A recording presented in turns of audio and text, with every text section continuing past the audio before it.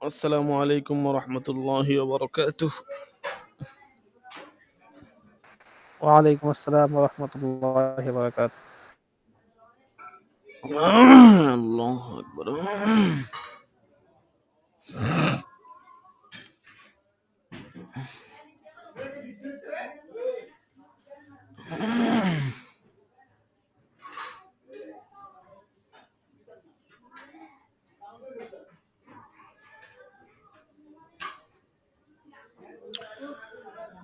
জি আমরা ধরি। বিসমিল্লাহির রহমানির রহিম।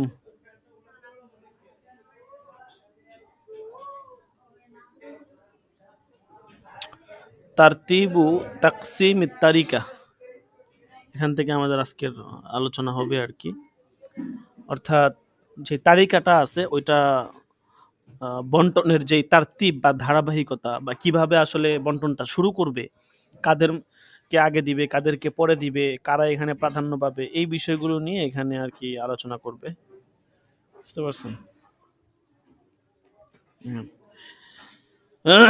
বিসমিল্লাহির রহমানির ফায়ুবদাউ বিআসহাবিল ফারাইজি ওয়াহুমুল লাযিনা লাহুম সিহামুন মুকদ্দারাতুন ফি কিতাবিল্লাহি তাআলা। মুসান্নিফ বলতেছেন যে আসহাবে ফারায়েজ যারা আছে ওনাদের মাধ্যমে প্রথমে শুরু করা হবে। এখন আসহাবে ফারায়েজ কারা এটা যদিও আমরা ইতিপূর্বে জেনে নিছিলাম সংক্ষেপে, এখন আবার এখানে মুসান্নিফ নিজেই বলতেছেন আসহাবে ফারায়েজ কারা। তারা হচ্ছে আল্লাযীনা লাহুম সিহামুন মুকদ্দারা ফি কিতাবিল্লাহি তাআলা, কিতাবুল্লাহর মধ্যে যাদের অংশ নির্ধারিত অংশ রয়েছে। কিতাবুল্লাহর মধ্যে যাদের নির্ধারিত অংশ রয়েছে তাদেরকে বলা হয় আসহাবে ফারায়েজ। সুম্মা বিল আসাবাত মিন জিহাতিন নাসাবি, বলতেছে তারপরে হচ্ছে আসাবা যারা আছে, তো আসাবা এটা আবার কারা, নসবের দিক থেকে যে সকল আসাবা, আসাবার তো কয়েকটা প্রকার আছে, তিন প্রকার। তো এখানে হচ্ছে আসাবা মিন জিহাতে নসব যারা, তাদেরকে দেওয়া হবে আর কি। বা যেটাকে বলা হয় মানে বংশগত আসাবা, অতঃপর বংশগত আসাবাদের মাঝে বন্টন করা হবে। এখন এখানে আবার আসাবার সংজ্ঞাটাও দিবে যে ওয়াল আসাবাতু কুল্লু মা ইয়াখুযু মা আবকাতহু, এখানে আর কি আসাবার সংজ্ঞা দিবে। দেখেন ওয়াল আসাবাতু কুল্লু মাই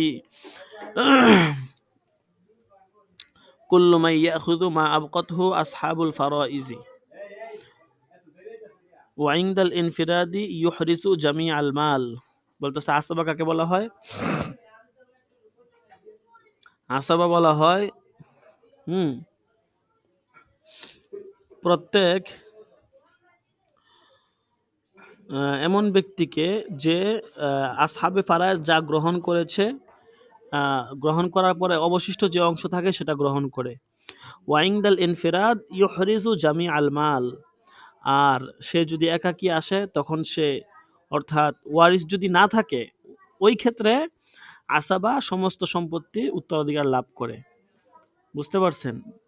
তো এদেরকে মূলত বলা হয় আসাবা আর কি। তো আসাবার প্রকার আছে, তিন প্রকার আমরা পড়ছিলাম, সামনে বর্ণনা আসবে। এরপরে কাদেরকে দিবে বলতেছে সুম্মা বিল আসাবাতি মিন জিহাতি সবাব, কারণগত, ঠিক আছে, অর্থাৎ কারণগত দিক থেকে যারা আসাবা, স্বভাবের কারণে যারা আসাবা, এদের মধ্যে মিরাজ বন্টন করা হবে। সুম্মা আসাবাতিহি আলাত তারতিব, এরপর আবার হচ্ছে তার আসাবাগণের মধ্যে এভাবে ধারাবাহিকভাবে বন্টন করা হবে। ঠিক আছে, আগের যে আসাবা ছিল আর কি। এরপরে সুম্মার রদ্দু আলা জাবিল ফুরুজ, এরপরে আবার জাবিল ফুরুজের দিকে সম্পদটা চলে যাবে। জাবিল ফুরুজের নসবিয়া, বংশগত যারা জাবিল ফুরুজ আছে আর কি, তাদের মধ্যে বিকদ্রি হুকুকহিম, তবে তারা কতটুক পাবে, তাদের হক অনুযায়ী পাবে আর কি। এরপরে হচ্ছে জাবিল আরহাম যারা আছে, তারা নিকটাত্মীয় আর কি। জাবিল ফুরুজ আর জাবিল আরহাম দুইটা কিন্তু ভিন্ন ভিন্ন। জাবিল ফুরুজ মানে যাদের হচ্ছে আপনার অংশ কিতাবুল্লাহর মধ্যে আছে, আর জাবিল আরহাম হচ্ছে যাদের আত্মীয় স্বজন আর কি, ওনাদেরকে বলা হয় জাবিল আরহাম। বুঝতে পারছেন? আচ্ছা, অঙ্ক তো এখনো শুরু হয় নাই, অঙ্ক শুরু হইলে অঙ্ক ইনশাল্লাহ সবগুলো করে করে দেখানো হবে। এরপরে বলতেছে সুম্মা মাউলাল মুওয়ালাত বা মুওয়ালাত, এরপরে হচ্ছে আপনার মাউলাল মুওয়ালাত বা মৃত ব্যক্তির চুক্তিবদ্ধ মনিব যে আছে, মৃত ব্যক্তির চুক্তিবদ্ধ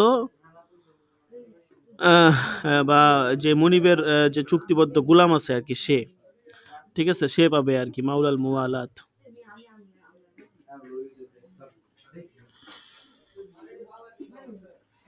মৃত ব্যক্তির চুক্তিবদ্ধ আপনার মনিব আর কি, চুক্তিবদ্ধ যে বন্ধু বা মনিব, সে পাবে আর কি। বলতেছে সুম্মাল মুকির লাহু বিন নাসাবি আল গায়র, এরপর কারা পাবে? এরপর পাবে হচ্ছে আপনার যার ব্যাপারে মৃত ব্যক্তির বংশের স্বীকারোক্তি দিয়েছে আর কি, অন্যের ব্যাপারে, মানে অন্য আর ব্যক্তির ব্যাপারে মৃত ব্যক্তি বলছে সে আমার বংশধর, তো এরকম যদি বলে ওই ব্যক্তি পাবে। তবে শর্ত আছে যে বিহাইসু লাম ইয়াসবুত নাসাবুহু বিইকরারিহি মিন যালিকাল গায়র, শর্ত হচ্ছে যে তার স্বীকারোক্তি দ্বারা এই যে দ্বিতীয় ব্যক্তি আছে তার উপর বংশের দাবি প্রতিষ্ঠিত হবে না। ইদা মাতাল মুকিরু আলা ইকরারিহি, এবং স্বীকারোক্তি মুকির যে আছে, যে স্বীকারোক্তি দাতা, সে তার ইকরারের উপরে মৃত্যুবরণ করছে। সুম্মাল মুসালাহু বিজামিল মাল, তারপর ওই ব্যক্তি পাবে সর্বশেষ, তাকে যদি পাওয়া না যায় আর কি, যার যার ব্যাপারে ওসিয়ত করা হয়েছে আর কি, তারপরে বাইতুল মালে সম্পত্তি যাবে। তো এখন এখানে আমরা একটু এবার ওটা বুঝি। আসাবা দেরকে প্রথমে জাউল ফুরুজ বলছে, তারপরে আসাবা বলছে, তারপরে জাউল আরহাম বলছে। তো আসাবা কারা এটা তো বুঝছেনই, হ্যাঁ, তো আসাবার আলোচনা আরো সামনে আসবে। এরপরে বলছে মাউলাল মুওয়ালাত পাবে আর কি। তো মাউলাল মুওয়ালাত আসলে কারা? মানে এটা হচ্ছে আপনার ধরেন কোনো অজ্ঞাত আর কি ব্যক্তি, সে যদি অন্য কোনো ব্যক্তির সাথে বন্ধুত্ব বা আত্মীয়তা স্থাপন করে এবং তার সাথে এরকম চুক্তিতে আবদ্ধ হয় যে তুমি আমার মনিব বা তুমি আমার বন্ধু, এরকম বললো আর কি, যে আমি যদি কাউকে হত্যা করি তবে তুমি আমার পক্ষ থেকে সেটার দিয়ত পরিশোধ করবে, আর যদি আমি কোনো অপরাধ করি সেজন্য তুমি ক্ষতিপূরণ দিবে, এবং আমি মারা গেলে তুমি সমস্ত সম্পত্তির মালিক হবে। এবং দ্বিতীয় ব্যক্তিও সেটা স্বীকার করছে। তো এই যে দ্বিতীয় ব্যক্তি, তাকেই বলা হয় মূলত মাউলাল মুওয়ালাত, মানে হচ্ছে আপনার মৃত ব্যক্তির চুক্তিবদ্ধ বন্ধু বা মনিব, বুঝতে পারছেন? তো একে বলা হয় মাউলাল মুওয়ালাত।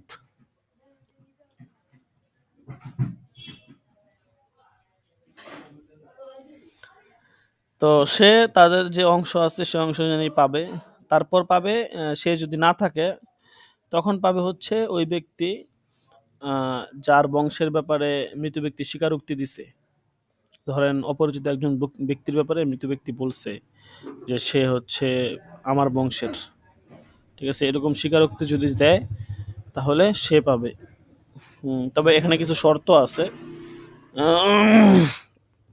শুধু স্বীকারোক্তি দিলেই হবে না। প্রথম শর্ত হচ্ছে যে মৃত ব্যক্তি যাকে নিজের বংশের বলে দাবি করেছে শরীয়তের দৃষ্টিকোণ থেকে সেটা গ্রহণযোগ্য হওয়া লাগবে, ঠিক আছে। অর্থাৎ কেমন, এটা মনে করেন যে মৃত ব্যক্তি যাকে নিজের বংশ থেকে দাবি করেছে সে হচ্ছে তার পিতার বয়সী, মানে মৃত ব্যক্তি যে মারা গেছে তার বয়স ধরেন 30, আর যাকে নিজের বংশের দাবি করছে তার বয়স ধরেন 40, তাহলে এটা উল্টা হয়ে গেল না? হ্যাঁ, আপনার আপনার চেয়ে বয়সে বড় ব্যক্তি আবার কিভাবে আপনার বংশের হয়, মানে আপনার আপনার নসব থেকে কিভাবে হয়? এটা তো উল্টা হয়ে গেল।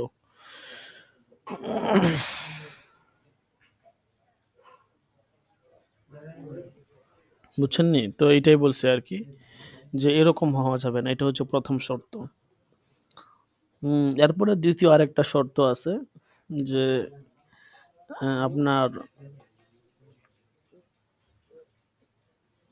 তার যে ব্যক্তি সম্পর্কে সে বংশের দাবি করছে, তো এই ব্যক্তি আপনার নিজের বংশের দিকে দাবি করতে হবে আর কি, ঠিক আছে।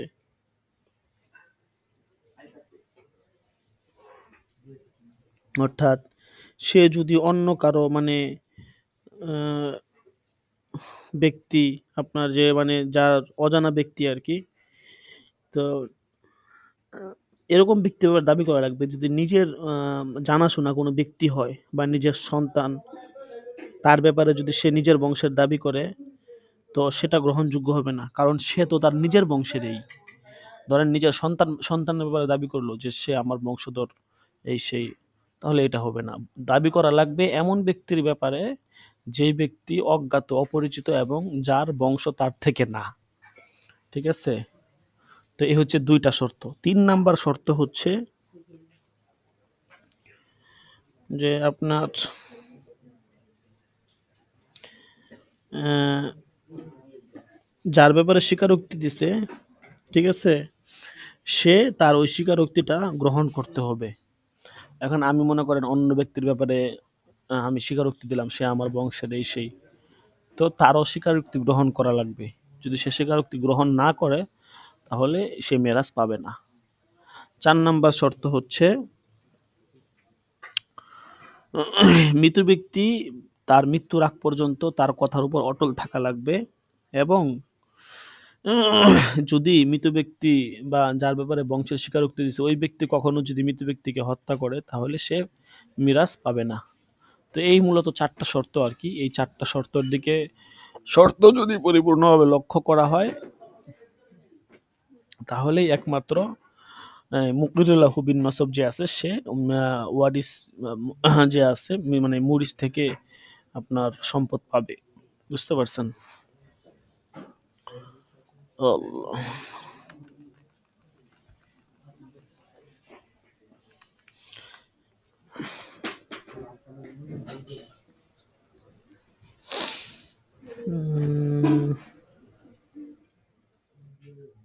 তামিম আদনান সাহেব হুজুর লাইনে নেই, একটা ফোন দিয়ে দেখি উনি অবসর আছেন কিনা।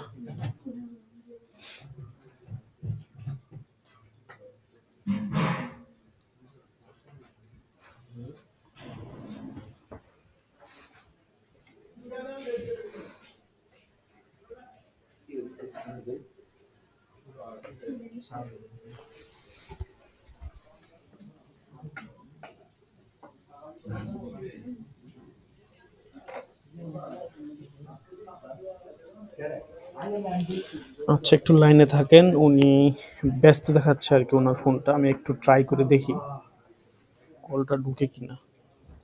আপনার একটু লাইনে থাকেন। উনি যদি আজকে ক্লাসটা না করায় তাহলে এটার জন্য আবার কালকে আবার তো ভুলে গেছে হয়তো।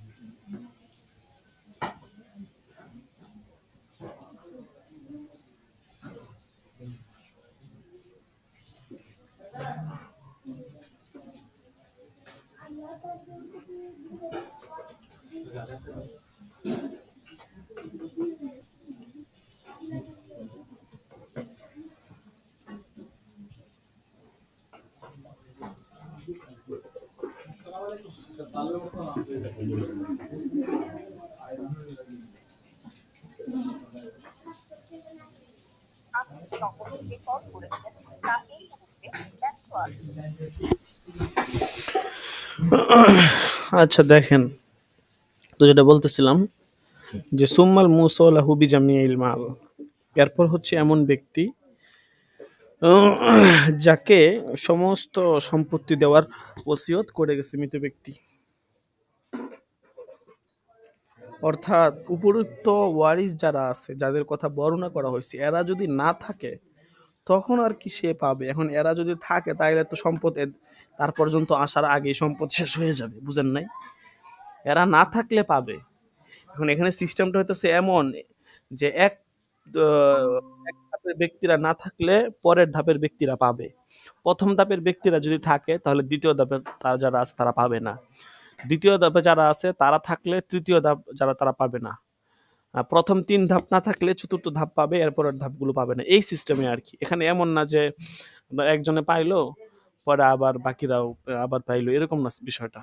মৃত ব্যক্তি যারা নিকটাত্মীয় আছে বা যারা তার বংশের ছেলে মেয়ে যারা এরকম যারা আছে এরা যদি থাকে তো পুরা সম্পত্তিটা তো এদের মাঝে বন্টন হয়ে যাবে, বুঝতে পারছেন? এখানে তো আর আসাবা বা কারা কি তারা তো আর পাবে না, বুঝেন না? এখানে তাদের তো কোনো অংশের প্রশ্ন আসে না, কারণ তারা তো এখানে আছে।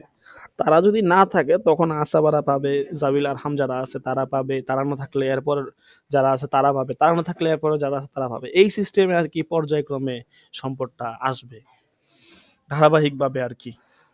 ওই যে তাকসিমের কথা বললো না, ও তাকসিমুত তারিকা, তারতিবু তাকসিমিত তারিকা, এই আর কি। এখন যার ব্যাপারে সম্পদের ওসিয়ত করছে এরকম ব্যক্তিও যদি না থাকে এবং কারো তার এই সম্পদটা নেওয়ার কোনো লোকই নাই দুনিয়াতে, একমাত্র সে একাই ছিল এবং কোনো লোক নাই তার এই সম্পদ নেওয়ার, বলতেছে তাহলে এই সম্পদটা বাইতুল মালে জমা হবে, ওখান থেকে এই সম্পদটা সরকারি কোষাগারে জমা হবে। সরকারি কোষাগারে জমা হওয়ার পরে সরকার মানে মুনাসেব মনে করে এই সম্পদটাকে কাজে লাগাইবেন, যেরকম মুনাসেব মনে করেন ওটাকে ওভাবেই সম্পদটাকে কাজে লাগাইবেন, বুঝতে পারছেন?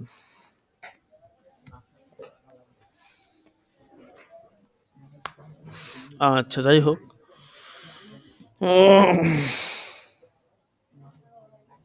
সম্ভবত উনি আজকে দরস করাবে না মনে হচ্ছে, ব্যস্ত আছে কোনো কারণে, ব্যস্ত দেখাচ্ছে ফোন, আবার লাইনেও নাই। আল্লাহ, যাই হোক সমস্যা নাই, ওনার পরবর্তী দরস আমরা ইনশাল্লাহ করে নিব।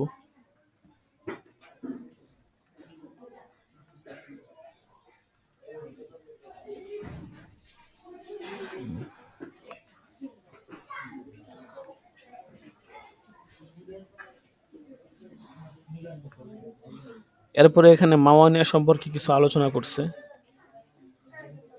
মাওয়ানিয়া সম্পর্কে একটু আলোচনা করছে, মেরাসের যে সমস্ত মাওয়ানিয়া আছে মাওয়ানিয়াগুলো কি কি, ঠিক আছে? তো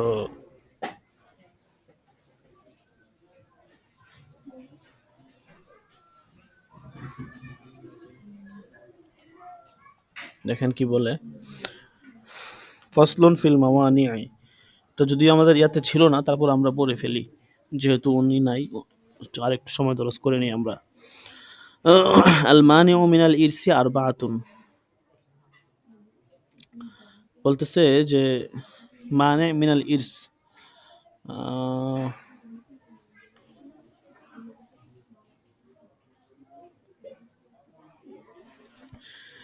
উত্তরাধিকার লাভের যে মানে আছে এটা হচ্ছে আপনার 4 ধরনের, 4 প্রকার। এটা কিন্তু আমরা আগে পড়ছি, তারপরে এখানে একটু বিস্তারিত এখানে দিতেছে আর কি, আমরা সংক্ষেপে জানছিলাম কি কি। প্রথমে হচ্ছে আর ওয়াফিরন কানা ও নাকিসান, দাসত্ব বা গুলামিয়ত, সেটা চাই পূর্ণাঙ্গ হোক কিংবা অপূর্ণাঙ্গ।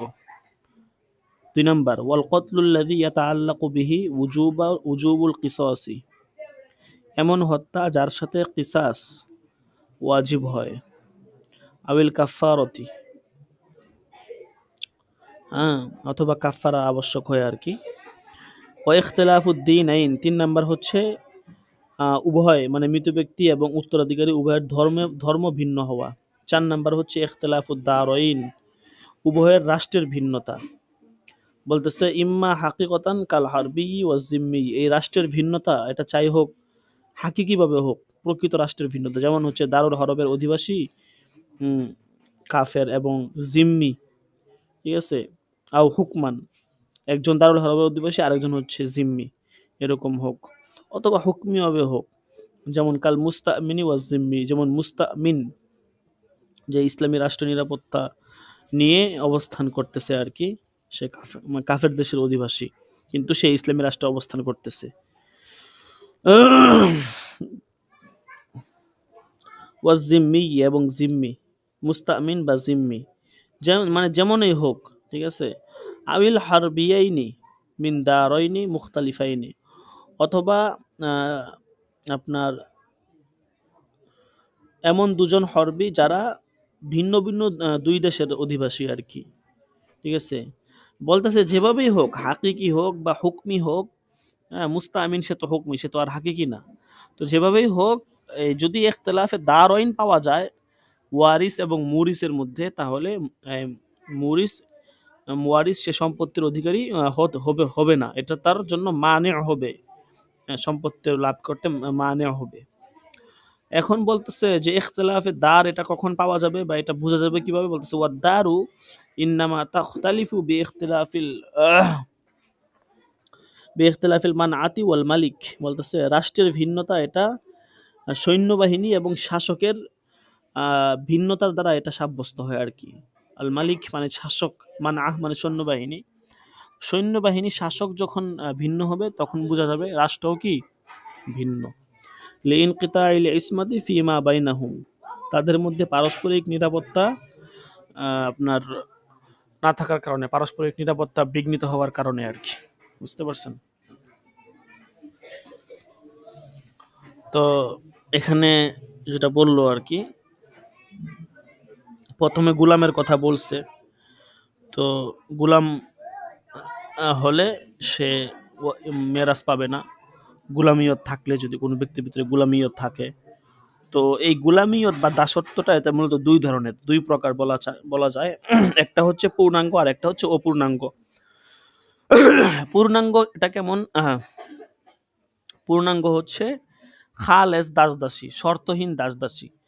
যুদ্ধে মনে করেন কোনো ব্যক্তি একজন দাসী, একটা দাসী পাইছে গনিমত হিসাবে, তাহলে এটা হচ্ছে শর্তহীন দাসদাসী, মানে ওই দাসীর উপর কোনো ধরনের অন্য কোনো সিফাত নাই, সে খালেস বা নিরেট দাসদাসী।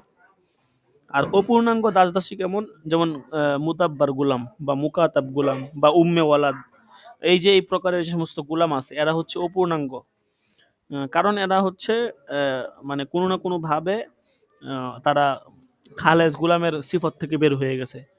যেমন মুকাতাব, ধরেন মুকাতাব বলা হয় কাকে? আল মুকাতাবু হুয়াল আব্দুল্লাযী কাতাবাহু মাওলাহু, যে যেই গুলাম তার মনিবের সাথে অর্থের বিনিময়ে মুক্ত হওয়ার ব্যাপারে চুক্তিতে আবদ্ধ। গুলাম বলছে বা মনিব বলছে যে তুমি যদি আমাকে 5 লাখ টাকা দিতে পারো তাহলে তুমি মুক্তি পাবে। একে বলা হয় আপনার কি মুকাতাব। তো সে খালেস গুলাম না। মুদাব্বার, এরকম ভাবে মুদাব্বার বলা হয় হুয়া মানে আতাকা আন দুবুরি ইয়ানি ফি তামামি হায়াতিল মাওলা। মুনিব যখন মারা যাবে, মুনিব মারা গেলে ওই মুদাব্বার সে হচ্ছে আপনার আজাদ হয়ে যাবে আর কি, তাকে বলা হয় মুদাব্বার। আর উম্মে ওয়ালাদ কাকে বলা হয়? উম্মে ওয়ালাদ বলা হয় এমন দাসীকে যেই দাসীর সাথে মুনিব সহবাস করেছে এবং ওই দাসী সন্তান লাভ করেছে আর কি, তো তাকে বলা হয় আপনার উম্মে ওয়ালাদ। তো এই জাতীয় গুলাম যারা আছে এরা হচ্ছে নাকেস গুলাম, খালেস গুলাম না, পূর্ণাঙ্গ গুলাম না, অসম্পূর্ণ গুলাম। তো গোলামিও থাকলেই আপনার হচ্ছে ওয়াফিরন কানা ও নাকিসান, যেমনই হোক গোলামিও থাকলেই এটা উত্তরাধিকারী সম্পত্তি পাওয়ার জন্য মানে হবে। বুঝতে পারছেন? আল্লাহ। এরপরে আরেকটা হচ্ছে হত্যার কথা বলছে, যে যেটা কিসাস বা কাফারার সাথে সম্পর্ক রাখে। তো এই হত্যা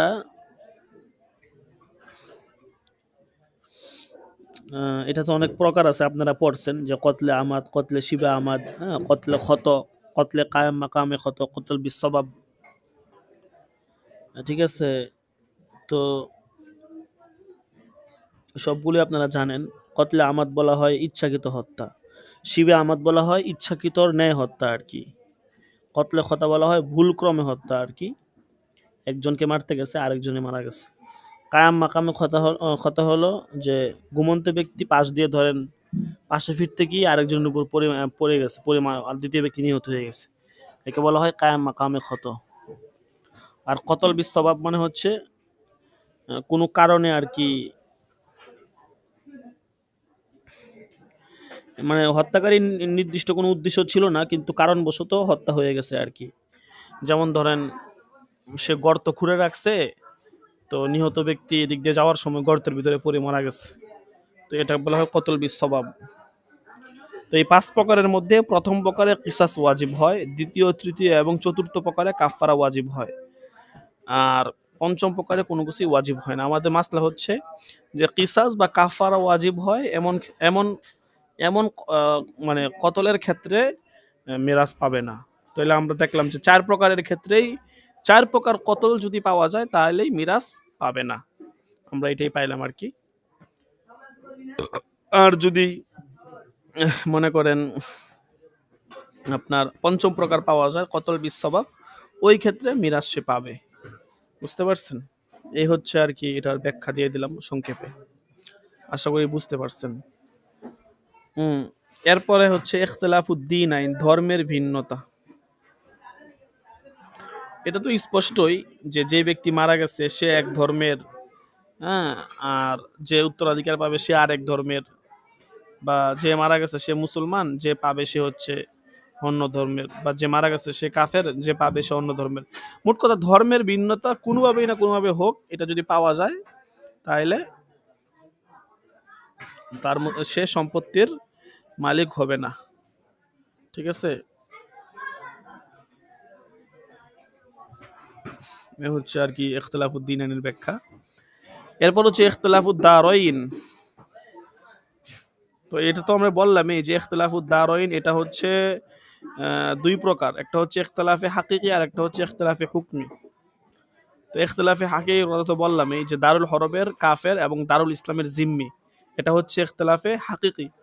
আর ইখতিলাফে হুকমি হচ্ছে দারুল ইসলামের মুস্তামিন বা নাগরিকত্বের ভিত্তিতে নিরাপত্তাপ্রাপ্ত ব্যক্তি আর কি, কাফের ব্যক্তি, এবং মুসলমান যে রাষ্ট্র আছে মানে দারুল ইসলাম আর কি, দারুল ইসলামের জিম্মি বা জিজিয়া দিয়ে যেখানে দারুল ইসলামে বসবাস করে, এটা হচ্ছে ইখতিলাফে হুকমি। বা দারুল হরবের 2 জন কাফের, এটাও ইখতিলাফে হুকমি। ঠিক আছে, তো এই মোট কথা যেভাবেই হোক ইখতিলাফে দারাইন যদি পাওয়া যায় তাহলে একজন আরেকজন থেকে মিরাজ পাবে না। এখন দারুল ইসলাম দারুল হরব কাকে বলা হয় এগুলো তো আপনারা জানেন, যে দারুল ইসলাম বলা হয় মা গলাবা ফিহাল মুসলিমুনা ওয়া কানু আমিনিন। তো যে রাষ্ট্র ক্ষমতায় মুসলমানদের প্রাধান্য রয়েছে এবং মুসলমানরা সেখানে নিরাপদে বসবাস করতে পারে, সেটাকে বলা হয় দারুল ইসলাম। আর দারুল হরব বলা হয় মা গলাবা ফিহা গয়রুল মুসলিমিন, যে রাষ্ট্রে মুসলমান ছাড়া অন্যদের প্রাধান্যতা বেশি, মুসলমানরা সেখানে নিরাপদে বসবাস করতে পারে না, তাদের তাদের প্রাধান্যতা কম, এটাকে বলা হয় দারুল হরব। এরপরে মুস্তামিন কাকে বলা হয়? মুস্তামিন জিম্মি হারবি। মুস্তামিন তো বলা হয় এমন ওই মুসলিমকে যে ইসলামী রাষ্ট্রের নিরাপত্তা নিয়ে বসবাস করে। আর জিম্মি বলা হয় এমন ও মুসলিমকে যে ইসলামী রাষ্ট্রের সরকারকে আপনার কি দেয়, ট্যাক্স দেয় আর কি, ট্যাক্স দিয়ে বসবাস করে। ইসলামী রাষ্ট্রের সরকারকে ট্যাক্স দিয়ে দারুল ইসলামে বসবাস করে আর কি, তাকে বলা হয় জিম্মি। আর মুস্তামিন বলা হয় এমন ও মুসলিমকে যে ইসলামী রাষ্ট্রীয় নিরাপত্তা নিয়ে বসবাস করে, ট্যাক্স দেয় না। আর হরবি বলা হয় এমন ও মুসলমানকে যে দারুল হরবে বসবাস করে। তো এই ছিল সংক্ষিপ্ত ব্যাখ্যা। এরপরে একটা শব্দ ছিল মানআহ ওয়াল মালিক। মানআহ এখানে উদ্দেশ্য হচ্ছে প্রতিরক্ষাজনিত কোনো দল আর কি, যেটাকে সেনাবাহিনী বলা চলে।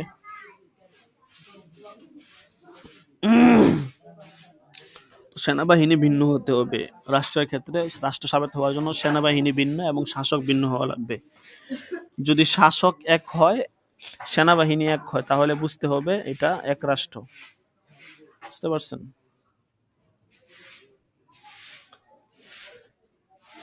আল্লাহু আকবার।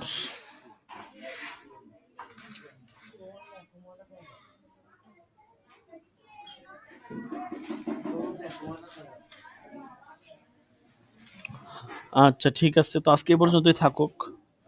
বাবু মারিফাতুল ফুরুজ ও মুস্তাহিকিহা, ইনশাআল্লাহ আগামী সবক ওখান থেকে হবে। তো আমরা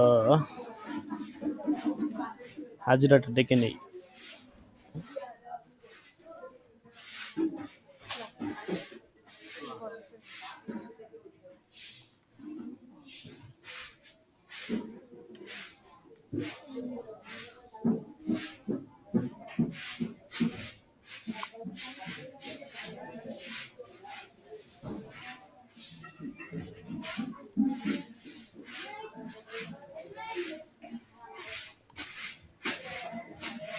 আজকে ৭৬ নাম্বার দরস।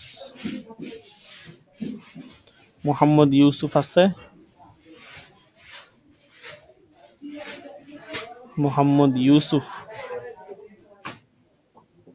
নাই? মোহাম্মদ ইউসুফ নাই? আচ্ছা, সাইদুল ইসলাম নাই। মাহফুজ বিন কাসেম, لبيك. গোলাম কিবরিয়া নাই। তারপরে এমদাদুল ইসলাম আছে? এমদাদুল ইসলাম, মুস্তফা কামাল,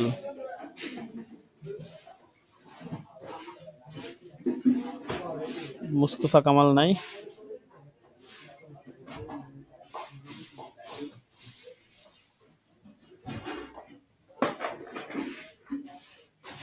থাকার পরেও যদি হাজিরা না দেয় তাহলে তাকে গান দেওয়া দরকার, কি বলেন? আল্লাহু আকবার।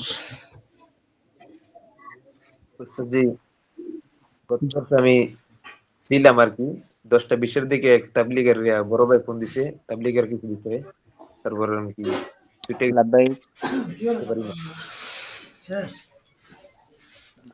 আচ্ছা ঠিক আছে, সমস্যা নাই, গতকালকে দিয়ে দেওয়া হয়েছে।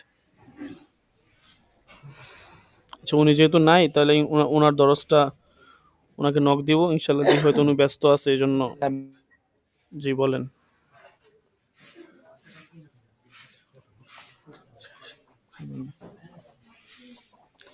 বলেন।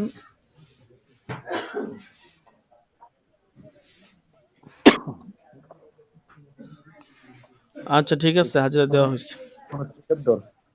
তামিম আল আদনান সাহেব হুজুরের জি জি জি, শরহে উকুদ। ওনার না একদিন করার কথা, এবার করার কথা। ও এবার, আচ্ছা ওনাকে বলি না, ইনশাল্লাহ দেখি আগামী আপনার সামনে শুনতে চাই। জি জি, আগামী দরসে ইনশাল্লাহ বলবো, আশা করি ইনশাল্লাহ উনি পড়বে।